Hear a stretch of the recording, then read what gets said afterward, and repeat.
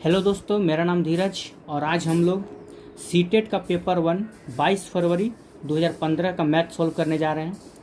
और इससे पहले अगर मेरे वीडियो नहीं देखे हैं जो 2012, 2013, 2014, तो जाकर कृपया करके आप वो वीडियो को देख लें, तभी जाके ये सब मैथ आपको समझ में आएंगे।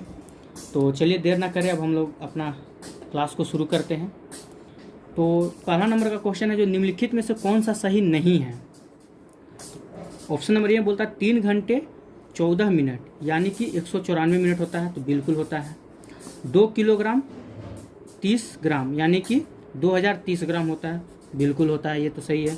3 लीटर 80 मिलीलीटर इक्वल टू 380 मिली यानी कितना होता है, ये गलत है। ये क्यों गलत है? क्योंकि हम जानते हैं 1 लीटर में 1000 मिलीलीटर होता है, और यहाँ हमसे 3 लीटर की बात किया जा रहा है, यानी कि 3 लीटर यानी कि 3000, और यहाँ 80 मिलीलीटर भी है। अगर इसको 80 मिलीलीटर हम जोड़ते हैं तो कितना हो जाएगा, 0803, यानी कि ये हमारा आंसर हो गया। चलिए अब हम चलते हैं नेक्स्ट क्वेश्चन की ओर। इतना में इतना 11 से भाग देने पर प्राप्त भागफल और शेषफल का योगफल क्या होगा। अगर हम 11 को 11,0,1,1,1 डिवाइड करते हैं तो प्राप्त भागफल और शेषफल का योगफल पूछा जा रहा है। तो जैसे कि हम जानते हैं दोस्तों, इसको हम लोग भागफल बोलते हैं।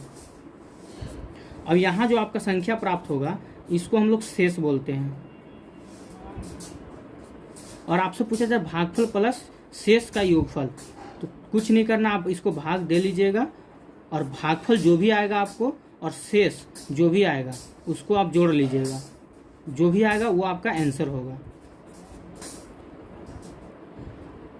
चलिए ये आपका आंसर हो जाएगा। अगला क्वेश्चन में चलते हैं। गुणनफल 102 और 201 में क्या घटाया जाए। दिख रहा है, गुणनफल 102 और 201 में क्या घटाया जाए ताकि 19,999 प्राप्त हो। चलिए दोस्तों इसको हम लोग सोल्व करते हैं।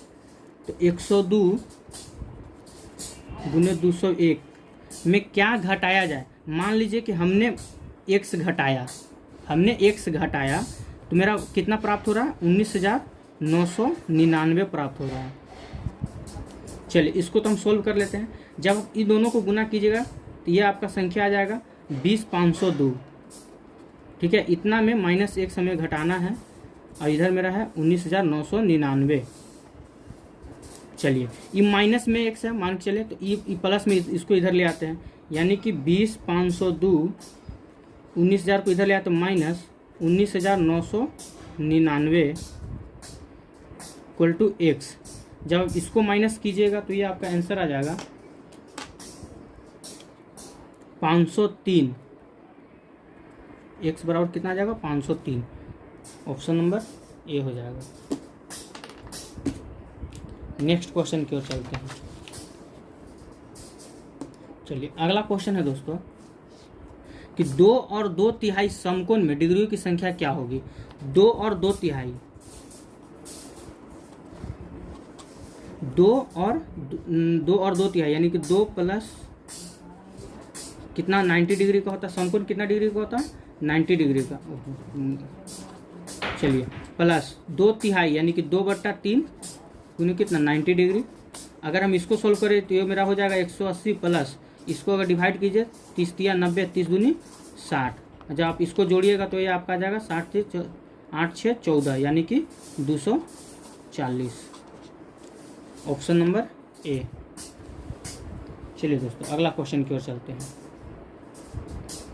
अगला क्वेश्चन है कि 1 लीटर जूस का डिब्बा घनाकार आकृति का है और उसका आधार वर्गाकार जिसकी माप 8 × 8 सेंटीमीटर है। डिब्बे में जूस की गहराई सेंटीमीटर में किसके अधिक समीप होगी। चलिए दोस्तों इस क्वेश्चन को सोल्व करते हैं। हम जानते हैं कि 1 लीटर बराबर कितना होता है, 1000 होता है सेंटीमीटर क्यूब। चलिए गहराई हमारा नहीं दिया है, यानी कि एच हमसे पूछ रहा है, तो यहाँ से हम निकाल लेंगे 8 × h बराबर कितना दिया हुआ है, 1000। तो यहाँ से h बराबर कितना हो जाएगा, 1000 बट्टा 8 × 8। जब आप इसको डिवाइड कीजिएगा तो ये आपका कट जाएगा 125 बार में।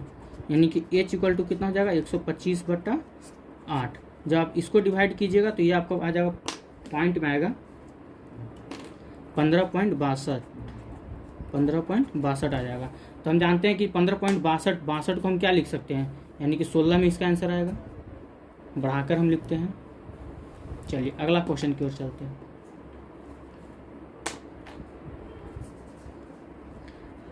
हमसे पूछा जा रहा है कि 6,251, 6,521 और 5,621 में 5 का स्थानीय मान। चलिए हम इसका निकालते हैं 5 का स्थानीय मान। ये हो जाएगा हमारा 5,000, ये हो जाएगा हमारा 500 और ये हो जाएगा हमारा 50। जब आप इसको जोड़िएगा, चलिए जोड़ते हैं, 0 5 5 5 यानी कि 5,550, ऑप्शन नंबर डी।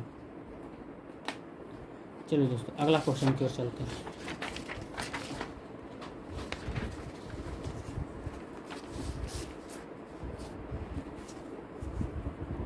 अगला क्वेश्चन बोल रहा है कि 6/5 में कितने 1/10 हैं।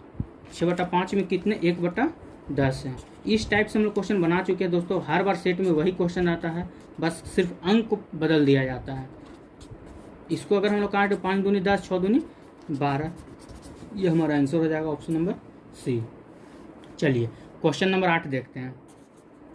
एक रेलगाड़ी एक स्टेशन से 6:14 AM पर चलकर अपने गंतव्य स्थान पर 13 घंटे 48 मिनट के पश्चात पहुंच जाती है। तो स्थान पर पहुंचने का समय पूछा जा रहा है। चलिए इसको क्या करना है दोस्तों, 13 घंटे कितना 48 मिनट। हम जानते हैं इसको हम लोग घंटा बोलते हैं और इसको मिनट बोलते हैं, ठीक है। यानी कि H for hour, M for minutes. और कितना बजे पहुंच रही है, 6:14 में चलती कितना बजे है, 6:14 में। इसको बस जोड़ देना है। 8 4 12 के 2 हाथ में 1, 4 2 6, 6 3 9 और 1 का 1। हम जानते हैं दोस्तों मेरा कितना आएगा, 19 घंटा 62 मिनट। तो क्या हम जानते हैं ये मेरा मिनट है, 62 मिनट को हम लोग लिख सकते हैं 1 घंटा 2 मिनट, क्योंकि हम जानते हैं कि 1 घंटा में 60 मिनट होती है। तो 1 घंटा में कितना होता है 60 मिनट और 2 मिनट अलग, यानी कि 1 घंटा 2 मिनट लिख सकते हैं। अब जब 1 घंटा 2 मिनट यानी कि 19 मिनट पहले से था, अब 1 घंटा और आ गया, यानी कि 20 घंटा कितना हो जाएगा 2 मिनट। इसको ऐसे लिख सकते हैं। जब 20 घंटा 2 मिनट लिख सकते हैं तो इसको अगर हम लोग अपने समय में, रेगुलर के समय में इसको देखें तो 12 और 8 कितना हो गया, यानी कि 20। आप अभी जैसे मान लीजिए रेलवे टाइम से हम लोग चले, यानी कि 20:02 हो रहा है। अगर हम लोग अपना समय देखें तो इसको लिख सकते हैं 8:02, यानी कि 12 और 8 20, यानी कि 8:02 PM। ऑप्शन नंबर कौन हो जाएगा, 8:02, यानी कि ऑप्शन नंबर ए। चलिए अगला क्वेश्चन चलते हैं।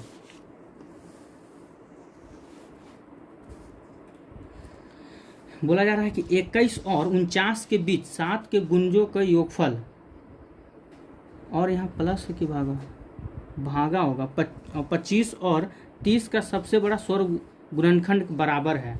चलिए इसको हम लोग सॉल्व करते हैं।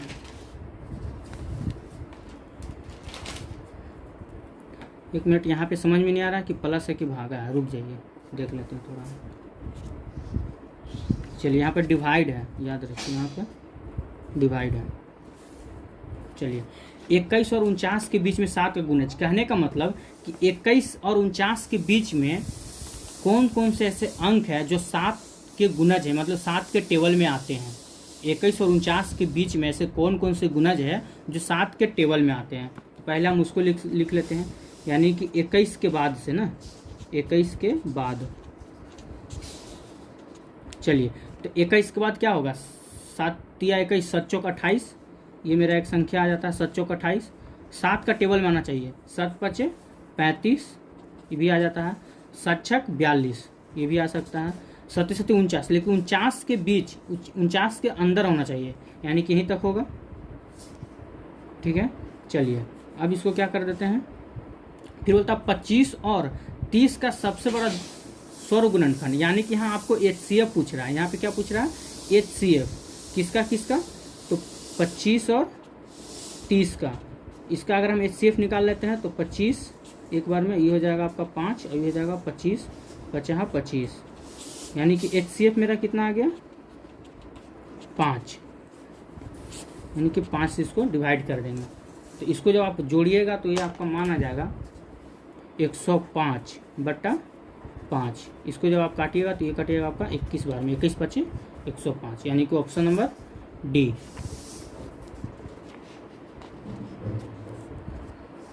चलिए अगला क्वेश्चन देखते हैं। 96 के सभी धनात्मक गुणनखंडों का योगफल क्या होगा। ये उस टाइप से भी हम बनाए थे एक बार इस टाइप से भी आपको बना देते हैं। देखिए क्या करना है इसमें। 96 के सभी धनात्मक, यानी कि 96 को आप कैसे कैसे लिख सकते हैं। अगर 96 को लिखने की बात किया जाए तो आप कैसे कैसे लिख सकते हैं, चलिए हम लिख कर देखते हैं।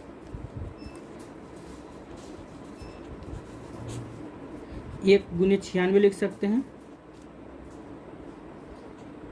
2 × 48 लिख सकते हैं, 3 × 32 लिख सकते हैं, 4 × कितना, 4 × 24, 24 चौके 96, ठीक है। 4 × 24, 5 से कटेगा नहीं, 6 से 96 कटेगा। 6 × 16, 16 छक 96, फिर हो जाएगा 6, 8 कटेगा, हाँ 12 × 96, यानी कि 8 × 12, 12 × 96 और है। चलिए 8 के बाद 9, 9 से नहीं कटेगा 96, 9 10, 10 नहीं 100 नहीं। अब ये किसी से नहीं कटेगा। अब क्या करना है दोस्तों, ये साइड का जो भी है इसको जोड़ लेना है और ये साइड का जो भी मान आएगा उसको जोड़ लेना है। जब आप इसको जोड़िएगा, चलिए जब आप इसको जोड़िएगा तो कितना हो जाएगा, 6 4 10 और 10 और 8 18, 18 और 2 20, 20 और 3 23, 23 और 1 24, 24 ना 24, क्या हो जाएगा 6 4 10 और 6 4 10, 10 और 2 12, 12 8 20, 20 4 24, ठीक है। प्लस इसको जोड़ लेते हैं तो इसको हो जाता है, ये हो जाएगा 6 4 10 और 10 10 20, 20 से 26, 26 और 2 27 के साथ हाथ में 2 2 2 4, 4 2 6, 6 3 9, 9 9 9 18, 18 4 22, यानी कि आपका आ जाएगा 222। जब इसको आप जोड़िएगा चलिए तो यहाँ हो जाएगा आपका 28 हो जाएगा, ठीक है। अब इसको हम जोड़ लेते हैं, इसको जब आप जोड़िएगा तो ये आपका जाएगा 252। अगला क्वेश्चन देखते हैं।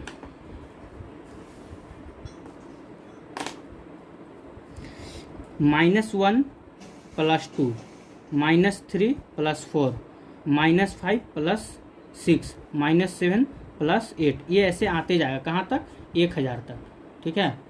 इसमें क्या करना है, ध्यान से देखिए आप, -1 + 2 मिलाकर अगर इसको हम करेंगे तो क्या हो जाएगा, ये -1 + 2, यानी कि क्या हो जाएगा, माइनस प्लस कट जाएगा, यानी कि क्या +1 बचेगा। और वैसे फिर इसको हम करेंगे तो -3 + 1, यानी कि +1 इसमें भी बचेगा।